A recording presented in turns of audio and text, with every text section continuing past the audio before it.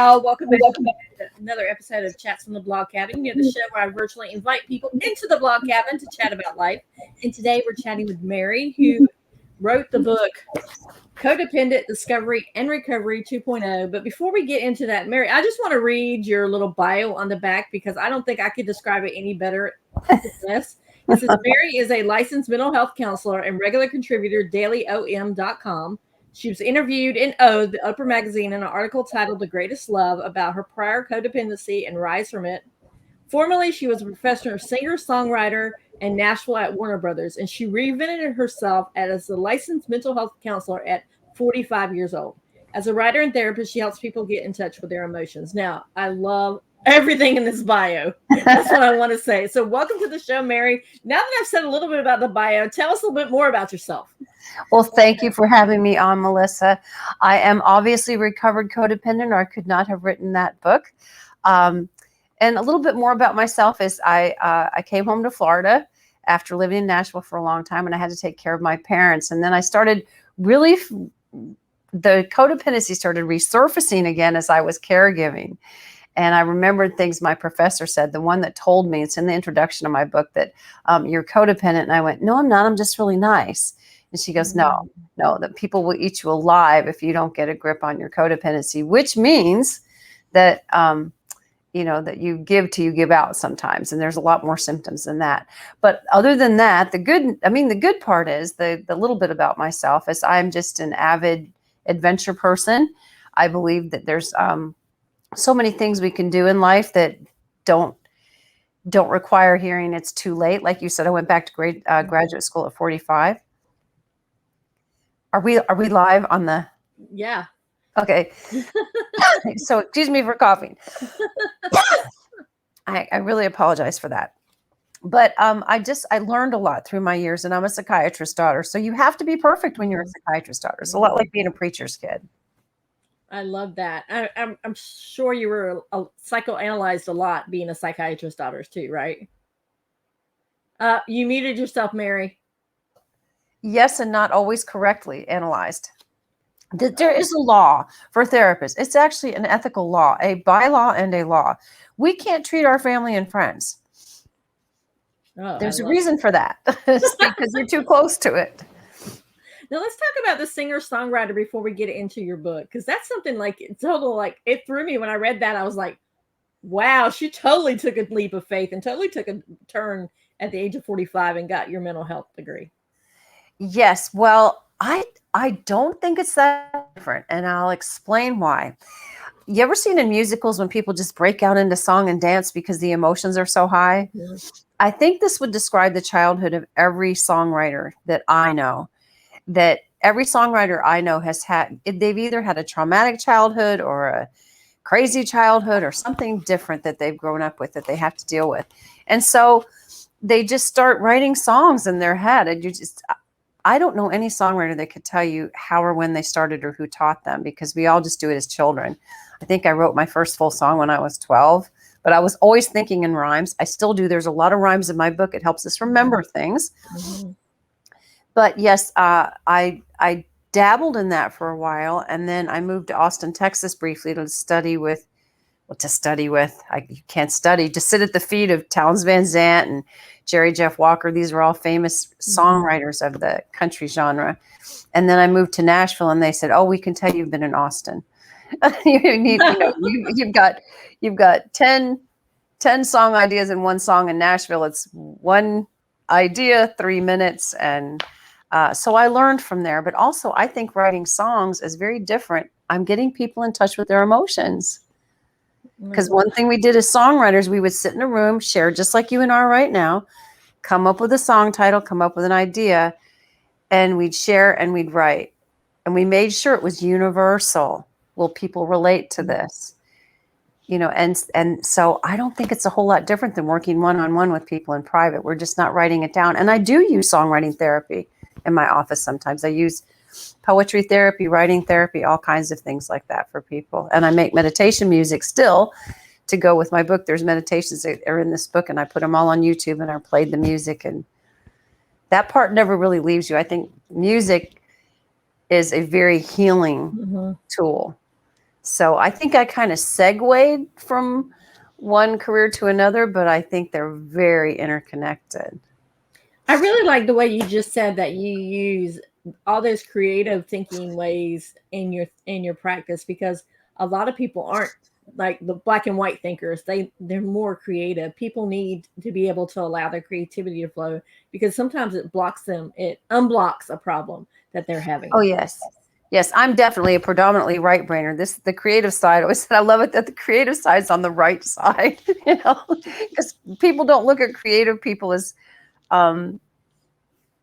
they make fun of them. It's just a nice way to say it. That's I've been called every name in the book, artsy, you name it. And I always say, thank you. I'm sure you meant that as a compliment, because creative people do creatively seek solutions for things, such as writing songs when they're children because they're voiceless, or expressing themselves in ways like painters do, or artists or writers. I think creativity is highly underrated.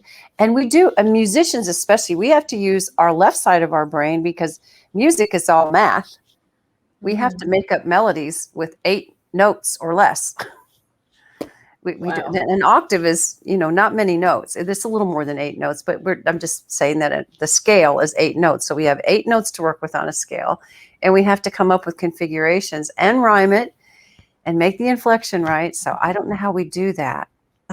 I couldn't tell you how we do that. Wow. It looks like you have a great combination of the right and the left brain then. I think musicians kind of have to, but I think everyone has that skill should they want to tap into it. Anybody can write a poem. Lyrics and poems are very different, but if you really, really want to dabble in songwriting, take your favorite song and rewrite lyrics to it and see how it's different. That's the best way I can tell people to see if they have that skill. I love that. And with that, we need to take a brief commercial break, and then we'll be right back. Hi, I'm Robert Scott Thayer, author of the Kobe Manatee children's series, and this is my brand new song on climate change and plastic pollution.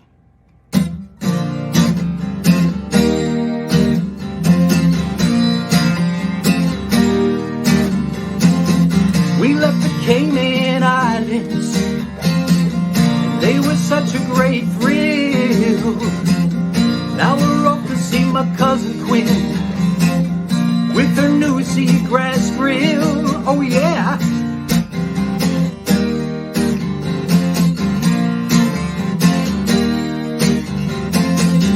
Soon we saw this turtle with plastic caught on its face. We quickly solved its problem, but wow, oh what a disgrace. All this pollution, it's hurting our world. These greenhouse gases, they need to be hurled right out of here. It's time to stop all this climate change.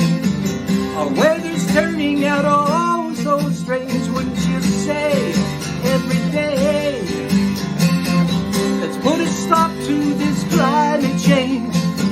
So planet B to rearrange the mistakes that were made. No.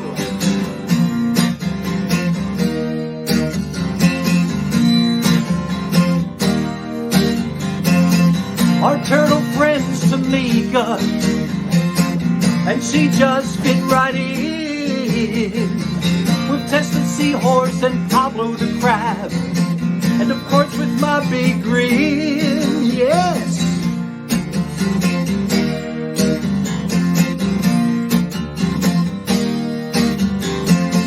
Then as we traveled further westward, those coral colors turned to white. I knew that this was from climate change. That warming water isn't right. All this pollution, it's hurting our world.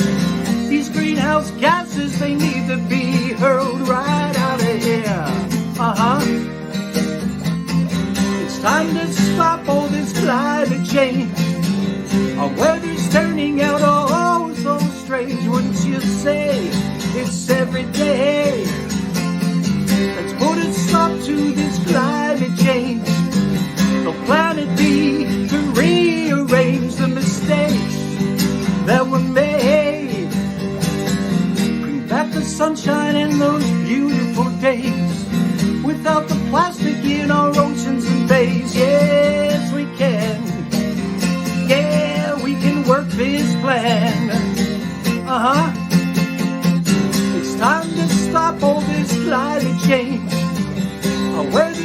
finding out oh so strange, wouldn't you say? It's every day. Let's put a stop to this climate change. The planet B to rearrange the mistakes that were made. It's time to save our planet and the human race. Let's put a stop to this climate change. We can put a stop to this climate change. Let's put a stop to this climate change. Right now. Yes, we can. And we are back. I just thought that was the perfect commercial to put in because we were talking about songwriting and lyrics, and that was perfect. Plus the fact I am an avid scuba diver. I got certified when I was 14 years old. So that's near and dear to my heart. That was good synchronicity. Yes, I mean, I have swum with the turtles all over the world. It was my only addiction was scuba diving. I was severely addicted to scuba diving from 14 on. I just adore it. I love that. And I did not know that about you, Sissy.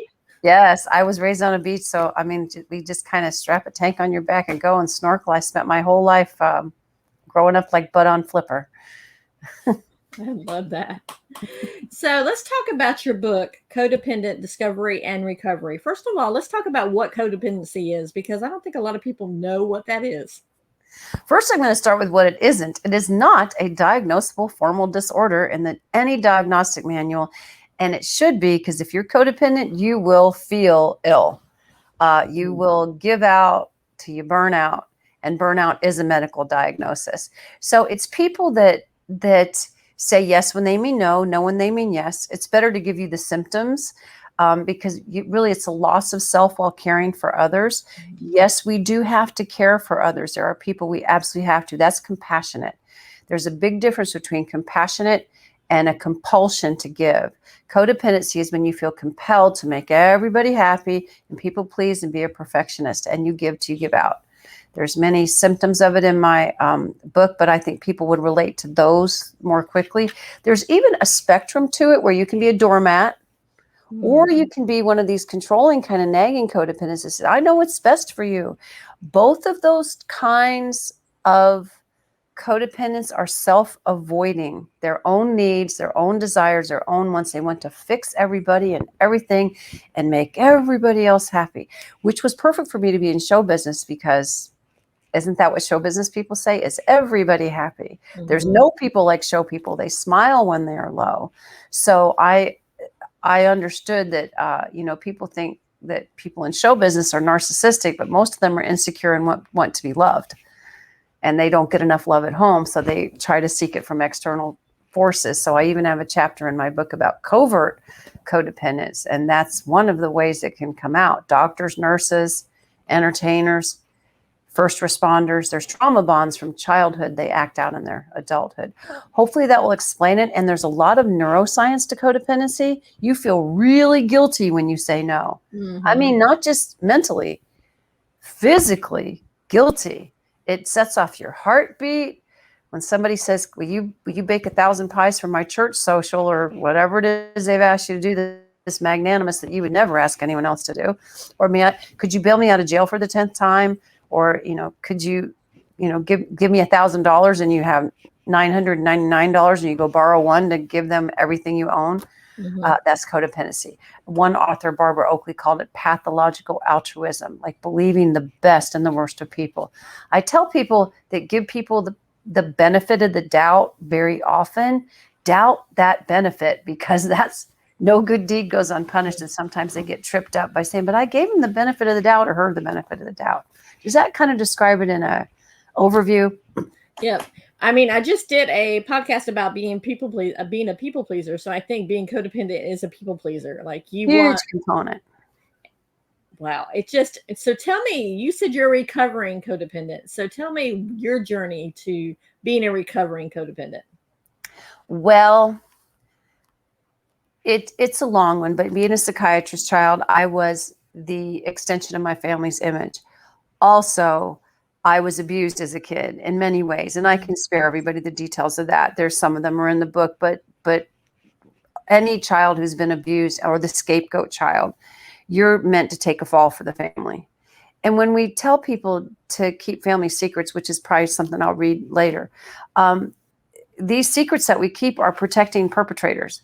So a codependent automatically learns, even if the secrets aren't that serious, that that child learns, okay, you don't matter. Everybody else matters. Protecting everyone else but you matters.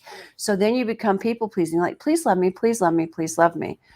It doesn't always happen that way. People are born with more empathy than others, or your empathy is right up here in your prefrontal lobe. So some people are born with high amounts of empathy, or they can be taught spiritually. It's more blessed to give than to receive. And it is, but you can't give if you have nothing to give. You must receive in order to give. Just if that makes sense. That makes so much sense. And you just talked about you were going to read a part of your book. So you want to go ahead and read a part of your book now? It may help because, you asked about my recovery. And as a child, I had to learn I was a scapegoat. I did not learn that till I was 45 and went to graduate school from my professor, as I told you. Then I went to an addictions doctor, because people may not like hearing this, but codependency is a lot like addiction. You feel really good when you say yes and give. It lights up dopamine in an empathic person's brain. Doesn't in everybody. Some people just hate to release things and give things. They just, they're Scrooges. But to a codependent type person, they light up when they give people something. And then they have expectations in return, though. That's another little nuance of it. Look at all I've done for you, and this is the thanks I get. You see the spectrum of it, of you give and no one gives back, and you go, oh, that's okay. It's the thought that counts. Is the same thing that's causing people to say, this is the thanks I get. It's giving with expectations of return, which is not about giving. So I went to an addictions doctor, not because they don't make pills for it, but I went to see what was going on in my brain. And neuroscience is very important to this book and to understanding how patterns from the past are conditioned in your brain. And the good news is you have neuroplasticity and can uncondition them. So I'll read from chapter 4, which is Family Secrets and Inner Child Healing. And I love Carl Jung, the psychologist. I have a quote in front of every chapter. So I will read that to you. It's Carl Jung, not me. And he's a very famous father of psychiatry who was very empathic. And he says it this way: in every adult child, in every adult, there lurks a child, an eternal child, something that is always becoming and is never completed and calls for unceasing care, attention, and education. That is the part of the personality which wants to develop and come whole. So the whole chapter starts out with that. We always have this inner child in us begging to be healed. So this is how I put it. Keeping family secrets is highly overrated. Your family is not Las Vegas. What happens in your family doesn't have to stay there. It also doesn't have to play out in multi-generational reenactment.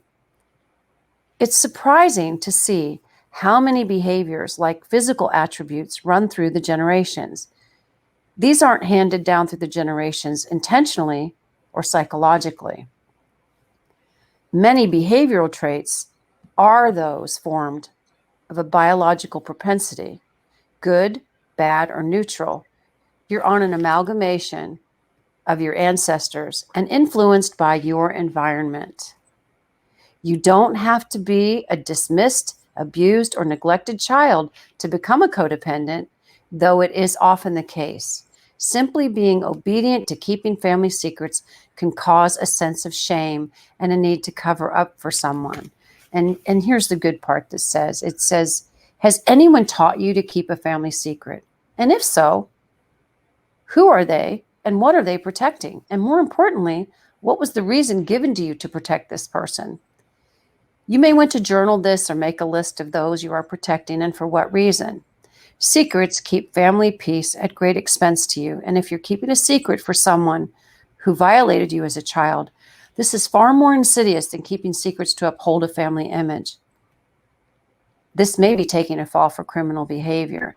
And later in the book, I put in there, my brother passed away 6 years ago, and my family secrets had to come out. His death was under investigation for homicide or suicide, or they didn't know. So I said, wow, I had to tell all my family secrets to the state of Texas, and I'm glad the state of Texas is such a big state because we had a lot of secrets. Wow. I mean, there I was under penalty of perjury, and that is the birth of this. That was the birth of this. I was journaling, and so the journal was the marrow and the bones. It wasn't even the bones, it was the marrow of this project, which very little of that journal is in here, but it made me, I was really facing. I went on many hikes in Sedona. I took a month off and went to Sedona, Arizona, and checked into a beautiful home, not checked into a facility, but checked into a beautiful home, an Airbnb home, and just walked around the red rocks for 30 days to work all these things out in my head. And it became something that I said, I will be a better therapist because of this, because I was a therapist at the time and I had to heal myself. I waited 10 months before I did that, though. Do you see how codependent I was? Mm-hmm. I saw 3 clients right after I heard my brother passed away because they were sitting in my office and I couldn't say no. Wow. I was severe, hardcore. Wow. So you already said that whole with your brother passing away and everything else made you journal, and then that led to the book. But what made you just finally the aha moment where you're like, I have to put this down in book form. I have to push it out to the world to help other codependents? I was using techniques to heal myself, such as walking, journaling, meditation, exercises, affirmations, telling family secrets, going to a therapist and discussing them. And I said, these are working. So I tried them on some of my clients and they had so much relief.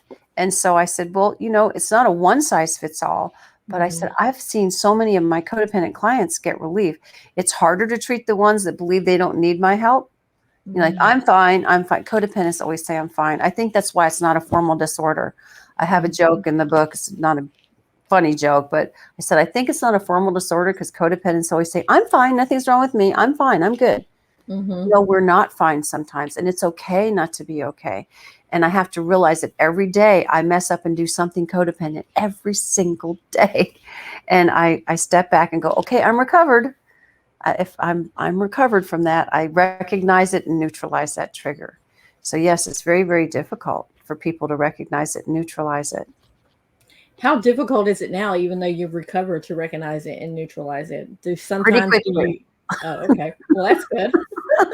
I interrupted you pretty quickly. I see it coming, and I do that by recognizing there's a thing in our body called a vagus nerve. So the same thing that takes your breath away at the Grand Canyon is the same thing that takes your breath away when you have a panic attack. So this is what this is part of the journey of what I teach my clients, because without that neuroscience and biology, you're not going to heal as fast. So as soon as you feel your chest get tight or your stomach, with some people it's their stomach, that vagus nerve runs out of your brain through your face, your throat, your heart, all your vital organs. It's what gives you your gut instinct. If you feel those little, oh gosh, that person, every time I'm around that person, my stomach just gets upset. Pay attention to that. Pay attention to your tension. And by doing that, that's how I recognize it. If I get around someone and instantly I just get tense, or my shoulders are up around here, or I get worry lines, or I get stressed, I go, okay, I pay attention to my body, and then I breathe. I do breath work, and I just go, okay, you don't have to say yes. Take a moment. If someone's asked you to do something that you may want to do, but you're not sure, just say, let me think about that. Codependents don't say, let me think about that. No, they don't. No, they just jump right into, yeah, I'll do it. And a lot of times I think a codependent, honestly, I want to say they sound a lot like Enneagram 2. I'm a 2. And that's one of the things, the 2s are like, they want to help everybody. They want to be helpful. They want to be needed. So yes, and it's a beautiful skill. Compassion. We need compassionate people. This book is not about changing anybody's personality, because compassion is different than a compulsion. There's compassion where we need to give. Codependency is a compulsion to give. That's why they treat it like addiction. You get dopamine and feel-good chemicals when you give, and you get anxiety and cortisol and adrenaline when you don't. I mean, I have a whole section on there explaining the neuroscience, a whole chapter dedicated to the neuroscience of codependency. And I made it simple for people. I always tell people I read so you don't have to, and I do research so you don't have to, and I go to MD so you don't have to. And I studied, my internship was under a neuropsychologist, and he also knew I was codependent, and my professor did. So I loved how he used to do my internships. He didn't ask me about private conversations I was having with the clients. The first thing he would say is, how are you doing? How are you holding up? And I always say, oh, no, that's not what I'm here to talk about. You go, nope, that's important. You cannot be a good counselor unless you're taking care of yourself. Wow. And he'd been at it 20 years himself, and he had a heart attack, so he would know. Oh, wow. Bringing that to my next question is, how do we take care of ourselves when we're codependent? You know, what kind of things, especially with the holidays coming up, because, you know, the holidays, you want to do everything for everybody. And yeah, sure, I'll go to that party. Yes, sure, I'll bake those cookies. Or yes, sure, I'll go take you Christmas shopping when I really don't have time. So how do we take care of ourselves? I'm going to give you the quick, easy answer. Slow down. And take a break and be as good to yourself as you are to other people, or you will resent every person you give a gift to. Mm-hmm. I had a wealthy family, and I was a starving musician when I was in my 20s, but I was going to Neiman Marcus and Saks Fifth Avenue to give presents to my wealthy family. And by June, I might have had some of the debt paid off when I needed things myself. And I learned that much earlier in life to stop doing that. But don't give till you give out. Take time for yourself. I think the one beautiful thing COVID has taught us, there aren't many beautiful things from this, but the one beautiful thing COVID taught codependents is you have to say no. Sometimes you just have to say no. So remember that. Don't overstep what makes you feel good. And as soon as you feel any tension or you just want to blurt out, yes, I'll do it, and you just wish you could reel the words back in, even if you agree to do something you don't want to do, you can reel the words back in. This is going to be a monumental eye-opener to those who are severely codependent. You can call someone and say, you know, I've changed my mind. I overstepped my ability to help you. I really can't bake 200 Christmas cookies. I really can't this year. But thank you for asking. I use the gratitude sandwich. Thank you for thinking of me. I can't do it and do a good job. I won't be able to, but thank you for keeping me in the loop. If they keep hammering at you, then say no, and you will feel guilty. And that's a withdrawal symptom, just like addiction. You'll withdraw from that. And then all of a sudden you'll feel guilty, but you won't feel exhausted. And then when you recondition yourself, then you no longer will feel the guilt either. You'll just feel peace. It's peace on earth, goodwill toward men. That's all I ever want for Christmas is peace. That's what I want to give and get. And codependents just run around doing all the doing, and they're not happy. No, they're not. And they're not enjoying themselves at all. No, you need to enjoy the holidays too. There's lots of people out there who bake cookies, and you can buy them. And you're buying yourself time and happiness too. I mean, yes, there are certain traditions you can keep, but if the ones that are wearing you out, release them. It's not important. The important thing is having memories and people and being with people, not with wearing yourself out. And you can't enjoy the people once they get there. Hopefully that makes sense. Totally makes so much sense. I mean, because I honestly think that the holidays, some people come to dread the holidays because of all the things they have to do. Oh, yes. Simple is the best thing, I think. Yes. And I'm not going to sit over here like this is a throne, because as therapists and growing up in a psychiatrist's home, we have a different view of the holidays. In fact, I don't take a break until after the holidays, because this is a time of year. And I do actually leave my phone on Christmas Eve and Christmas Day for the emergencies that may occur. That was just something I grew up with, because people do overextend themselves, or they're with family members that they don't want to be with. You don't have to be with people you don't want to be with. You don't have to go to a gathering where someone who has molested you as a child is going to be. You don't have to keep these family secrets. You don't have to do these things. It feels like you have to because you've been taught that, or you believe that, but this is not the point of the joy of the season. And if it doesn't bring you joy, either you have to limit your exposure, or you have to just not be exposed at all, or tell people that, I'm not the same person anymore. And they won't applaud you for setting boundaries, by the way. No, they won't at all. I can speak from experience. They won't applaud you. They won't, but you can go like this yourself. Yay, yay me.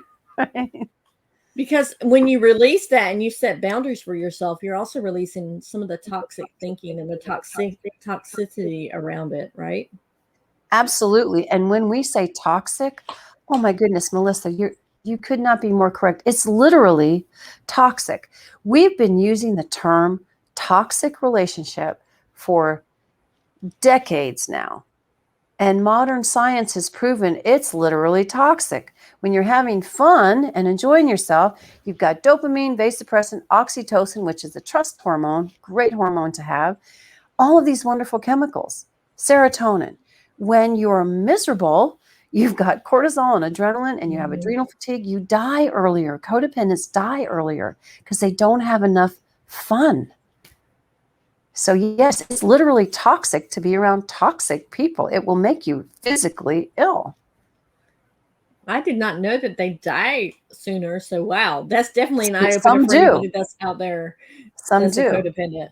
So anyone out there who's codependent and says that, well, I'm fine. I don't need to go to the doctor. Yeah, I feel a lump in my neck, but I don't need to go to the doctor because I'm caregiving for my parents and I'm sending my kids to school. Yes, you do need to. This is how they die sooner, because they don't take care of themselves. Self-care is essential. Not all codependents do, but many, like severe codependents. Like every year on my birthday, which is actually today, every year on my birthday, thank you. I take care, and I'm glad, a pleasure to be here. This is a great birthday present for me because I'm able to tell you what I was doing this morning. I always make sure I've got all my medical stuff set up to self-care for physically. Every morning I meditate, so I always take care of that mentally. And then, spiritually, I do something every year for myself on my birthday. When we get off here today, I'm going to take a lovely 3 or 4 mile walk. I love to be out in nature. That's the gift I'm giving myself. I was with very good friends over the weekend because I don't expect my friends to, this is a weekday. But yes, I did something very enjoyable on Sunday with people. And it's just important that you take time to self-care, because I didn't used to celebrate my birthdays. I didn't. I said, oh, nobody cares, that, they're not important. Well, I'm 65 now and they're important. I'm not going to have a whole lot more of them. That is so true. Better late than never to discover that. That is so true. Now, you mentioned earlier about being a caregiver to your parents when they were, yes. So let's talk about how, for just talking about to the caregivers, talking about how they can take care of themselves. Oh, thank you, Melissa, because over the holidays, there's so many people, and I always, like I said earlier, I'm so cognizant of the holidays and people who have to caregive when everybody else is looking at Christmas trees and the lights. There's just people exhausted. My parents, from the time they got ill, and they both got ill around the same time, to the time they crossed the veil, as I like to put it, was about 7 years.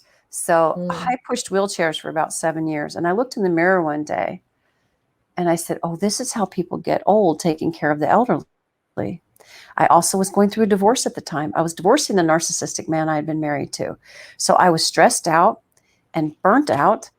And I walked in the emergency room and the nurse said to me, what's wrong? Are you okay? And she called me by name. If the ER nurse knows your name, you might be codependent. Because she handed me a brochure to get home health care help. She said, you can't do this by yourself. Because I didn't even live close to my parents. I was 2 hours away. She said, we've got them when they're in the hospital. This is the time for you to go to sleep and take a break. We're taking care of them here. And I learned how to ask for help, and I thought I was going to die. I can handle this. No, I really couldn't, because my mother always told me I could do anything. And I had something that I said to her when I went through the process of getting better from codependency. I said, yes, ma'am, I can do anything, but I can't do everything. I love that. And that is the premise of what started this whole this whole book and this journey with them. I had to take care of them. I don't mind, but it was difficult for me to ask for help. But when I did, then I could open a practice. Then I could really have a practice of self-care. It wasn't easy. It was not easy. I did feel guilty, but I had to push past that false guilt, realizing that if I didn't care for myself, I couldn't care for my parents either. Mm-hmm. Yeah, because what happens if you ended up in the hospital being I almost run did. down? I almost did. I looked in the mirror one day, and I know someone out there is going to relate to this as a parent or a caregiver. I said, well, my name is no longer Mary Joye. My name is, hi, I'm Gloria and JB Joy's daughter. I didn't even say my name. I was saying the people's name I was caring for, because I wasn't doing anything for myself. And then I did something that was a page turner for me. I don't even enjoy going to Disney Springs that much. I don't live far from Disney.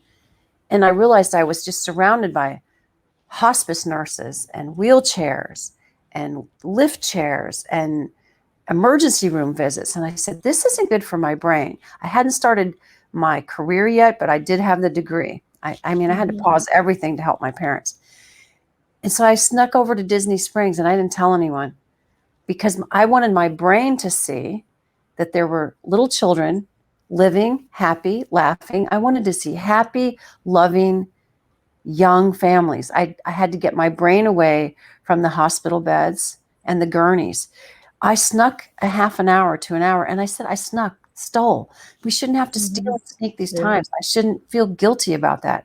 There's no shame in taking that time, because I wasn't having fun at Disney. I couldn't. I was just constantly worried. Caregivers aren't just caregiving, they're caregiving and worrying. They go to the store and they worry. They do something for someone and they worry. The whole time they're worrying.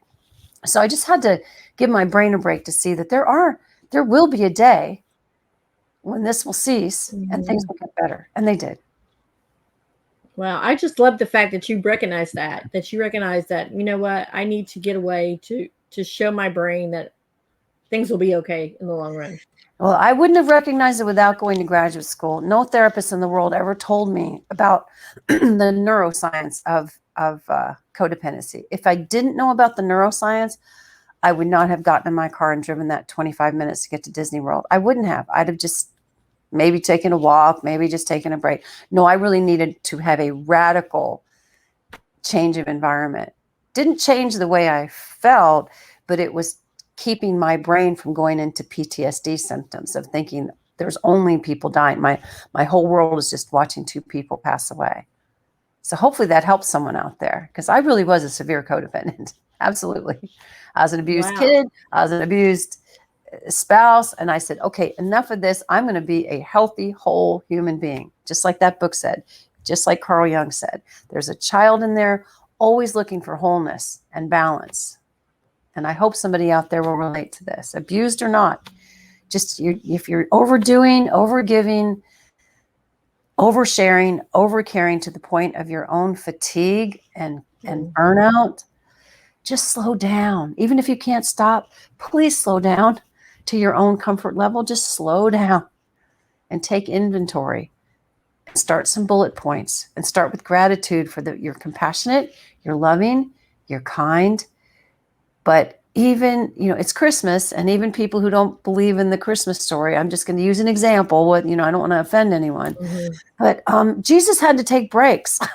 He went into the mountains and he went to the beach. He did. He snuck off from the crowds and took breaks. So there's a good role model for you to sneak off. If he had to sneak off and take a break, as do all great leaders, our president. If you don't want to argue it spiritually, our president has to go on breaks. People get mad when the president takes a break. People get mad when their doctors play golf. I want my doctor to play golf. Please go play golf, so that when you see me, you're all rested up and have your head cleared out. That makes sense. That is so true. And now, you mentioned earlier some techniques, and you talked about journaling, and meditation and affirmations. Yes. So let's touch on those. Well, I believe in making things easy because codependents do everything the hard way because they're taught to, right? Do everything too much. So in the back, in fact, I have the book here. I don't know if I can get a good glimpse of it on camera, but they even made it so easy. My publisher, there's bullet points at the end of every chapter. So hopefully you can see that. Each list, these bullet points are very important because you're putting on the left side of the list what you don't want in your life, and every chapter will guide you into your own self-help. And on the right side, you're writing the opposite of what you do want, such as I just opened to this one.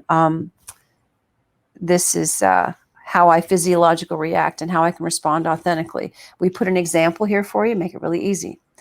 I am tongue-tied during conversations. The opposite would be I can be at ease while verbally expressing my true self. What a concept. So what happens at the end of this book, you're going to discard the left side of the list with a ceremony at the end. You're going to keep the right side. So you've written your own self-help book at the end of this in 10 pages, pretty much 11 pages. You're going to have 11 bullet point lists that you've written, not journals. I don't make it hard. Anybody can write 10 things they don't want and deduce what they do want. So yes, that helps. Meditation really helps because it calms your brain. All my meditations are on YouTube in this book. You don't even have to read them. You just go to my YouTube channel. You just lay on your bed and it says them for you. And none of them are over 12 minutes long. They're like between 5 to 12 minutes long. I don't want to make it hard. Codependents make things way too hard. Which I was one of them. You can make it easy. You can have an easier life and not feel guilty. Because the dis-ease to please, you just ease up on yourself and everybody else, and life just gets easier. It just gets better. And you're speaking from experience, so people should listen to you. Yes. Hey, I was so codependent. Seriously, you cannot imagine what I went through in my marriage. I was married to 20 years for someone who did oh my goodness. All the money, if we had $5, he'd spend 10. If we had, I make this joke I did to him one day. I said, if we would have $20 million, you would spend $40 million. You'd find a way to double spend. I was just overextended, just worn out all the time, just trying to keep his image up. It was just absolutely awful. And people don't have to live like that. That's not a marriage. And codependents and narcissists find each other in the dark. So be very careful about narcissists. That's a whole nother podcast for a whole nother day. But narcissists are selfish people and codependents are selfless. Do you see why these two personality types merge? And I even make it easier. I have a whole, it's like a 20-point compare and contrast, narcissist, codependent, and showing you how that attraction is so profound. Because narcissists love to be the center of attention and codependents love to please and help people be the center of attention. So watch out for this. I make everything easy. It's easy. Now, our time is almost up.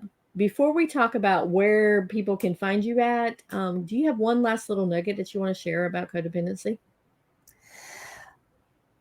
Yes, it'll be really simple. Just learn to be yourself. And learn to not react to any guilt you may feel. When you are totally and completely you, I was talking to some friends this weekend, and it was my brother's high school reunion, and they always asked me to go. And we were talking about the family secrets, and they know all the gory details of them. And I said, I'm so recovered from that now. It's 6 years to just be able to talk about it without feeling the triggers and all those things.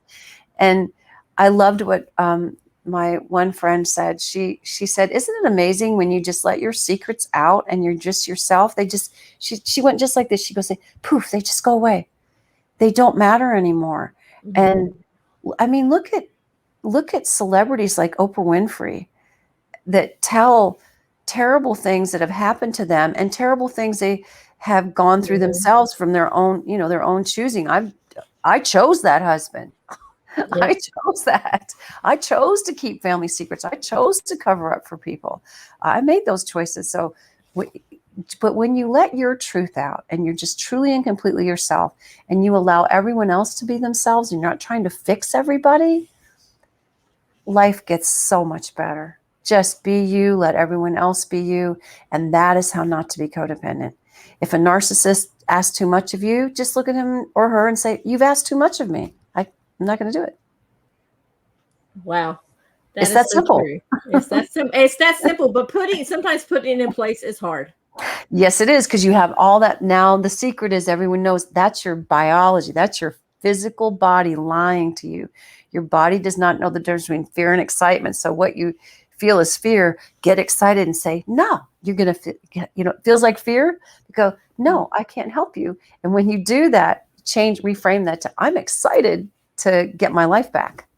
Yep, that is so true. So now tell people where they can find you on social media or I'm on anywhere social else. media. I'm on Facebook, and my last name is spelled Joye. And I do have a website. It's winterhavencounseling.com. I do life coaching. Thank you. You have it right up there. And I'm really easy to find on Google. Very easy, because my name's spelled differently. You just type in Mary Joye, mental health counselor. You can just type in Mary Joye codependent and it will show up. I make it easy to find me. I do want to ask, do you do telehealth? If somebody's like wherever, like across the country, would you be willing to work with someone like that? I do. I can do life coaching that way. Yes, I can do. I am allowed to do life coaching, especially with codependent things. I can't do counseling with insurance like that, but yes, I can coach people with codependency issues. But we're only licensed in one state, so anything that requires clinical examination or things like that, I can't do. But yes, coaching with codependency or with other issues, life issues that surround that. Yes. Yes. I love that. So, Mary, thank you so much for coming on.